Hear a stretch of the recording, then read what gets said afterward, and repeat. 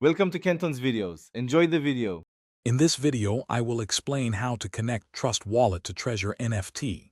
First, make sure your Trust Wallet application is updated to its latest version for optimal performance and security. You will also need a small amount of cryptocurrency, like Ether on the Arbitrum network, to cover any potential transaction fees. This guide will help you navigate the process smoothly. Next, open your Trust Wallet mobile application.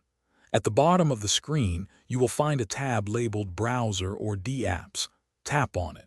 If you are using an iOS device and do not see this browser, open Safari and type trust//browser enable into the address bar, then tap Go to activate it. This step is crucial for accessing decentralized applications. Once in the D-App browser, type the official Treasure NFT marketplace URL into the search bar and press Enter.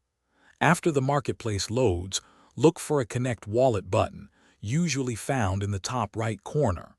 Tap this button, then select Wallet Connect from the available options. Finally, choose Trust Wallet to initiate the connection process. A pop-up will appear in your Trust Wallet, asking for permission to connect. Carefully review the details of this connection request to ensure it is legitimate.